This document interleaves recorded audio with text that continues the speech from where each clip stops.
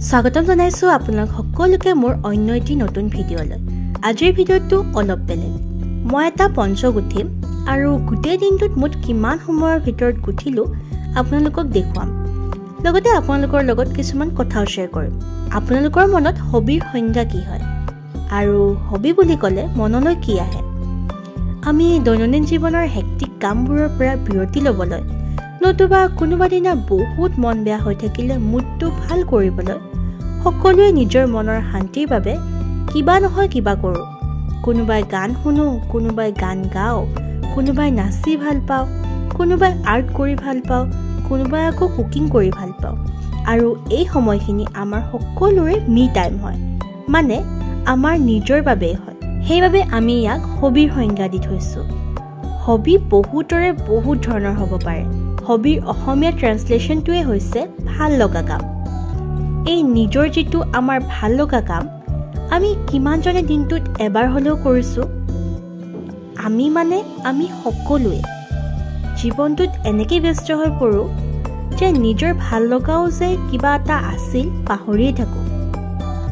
মই কেতিয়াবা মোৰ মাক কোৱা শুনো, মই গান শুনি বহুত ভাল পাইছিলোঁ, কিন্তু এতিয়া মনে নাযায়। মোৰ মতে আমি এইখিনিতে আমাৰ হেপী মুডটোক মাৰি পেলাইছোঁ, ক'ৰবাত দূৰত হেঁচি পঠিয়াইছোঁ, যাতে আমি বিচাৰিলেও সহজতে ঘূৰাই আনিব নোৱাৰোঁ। আমি যেতিয়া নিজৰ ভাল লগা ক্ষণখিনি নিজৰ দিনটোৰ পৰা, নিজৰ সপ্তাহটোৰ পৰা, নিজৰ জীৱনটোৰ পৰা হেৰুৱাই পেলাওঁ, আমি তেতিয়াই নিজক ভাল পাব বাদ দি দিওঁ।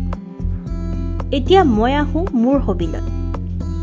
সৰুতে মোৰ হবি আছিলে গান গোৱা। গান গাই খুব ভাল পাওঁ। গান শিকিব বহুত মন আছিলে, কিন্তু সময়ে সেই মনটো নোহোৱা কৰি থ'লে। সেইবুলি মই আজিও গুণগুণাই ভাল পাওঁ নিজৰ বাবে। HSৰ পিছত মোৰ হবি চেঞ্জ হ'ল আৰ্ট এণ্ড ক্ৰাফ্টছলৈ, আৰু এদিন হঠাৎ ডিচাইড কৰিলোঁ পৰ্ট্ৰেইট বনাব শিকিম।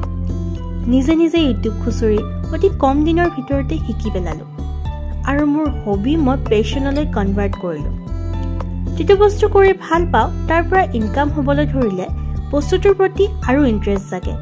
আৰু সেই আৰ্টৰ লগতে মোৰ হবি নিটিঙো হৈ পৰিছিল। মোৰ মায়ে বহুত আগৰ পৰাই ঊল গুঠে, কিন্তু মোৰ এইবোৰত একেবাৰেই ইণ্টাৰেষ্ট নাথাকিছিল। জানো ক'ৰ পৰা আৰ্টৰ লগতে ঊল গুঠালৈও মনটো গ'ল, আৰু লাহে লাহে ইয়াতো পাকৈত বনি গ'লোঁ। এতিয়া কোনোবাখিনিত মই বহুত হেপী, কাৰণ মই মোৰ হবি আঁতৰি যাব দিয়া নাই। নিজৰ কামৰ লগতে নিজৰ ভাল লগা সময়কণৰ বাবেও দিনটোত এঘণ্টা হ'লেও ওলাওঁ। নিজৰ কামৰ লগতে নিজৰ ভাল লগা সময়কণৰ বাবেও দিনটোত এঘণ্টা হ'লেও ওলাওঁ, যিটোৱে মোক গোটেই দিনটোৰ বাবে হেপী কৰি ৰাখে। এতিয়া আহিছোঁ মোৰ মালৈ। এই নতুন বস্তু এটা পুতুককৈ শিকি লোৱা, নিজৰ হবিক নিজৰ পেশ্যন বনোৱা মই মোৰ মাক দেখি শিকিছোঁ। মায়ে সৰুৰ পৰাই চিলাই কৰি নিজৰ কাপোৰ সাজ নিজে বনাই বৰ ভাল পাইছিলে, যিটোৱে মাক এতিয়া এগৰাকী ছাকচেছফুল বিজনেছ ওমেন কৰি তুলিছে। আৰু ইণ্টাৰেষ্টিং কথাটো কি জানে? মায়ে ঊল গুঠিও খুব ভাল পায়, যিটো মাক মাৰ পেহীয়েকে শিকাইছে। মাৰ দুজনী পেহীয়ে দুয়োগৰাকী অকল ঊলেই নহয়, হাতেৰে বনোৱা প্ৰায়ভাগ বস্তুতে পাকৈত।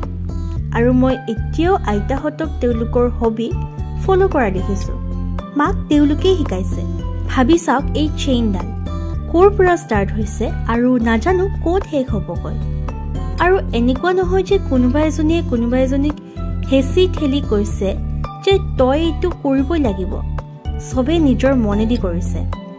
আৰু আইতাহঁতেতো মাক লৈ বহুত প্ৰাউড ফিল কৰে, কাৰণ তেওঁ নিজৰ ভাল লগা কামক নিজৰ পেশ্যন বনাই লৈছে।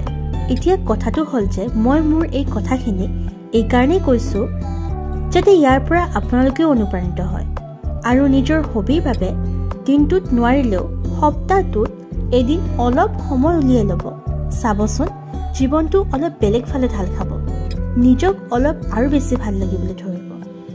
ট্ৰাষ্ট মি, এবাৰ ট্ৰাই কৰি চাব।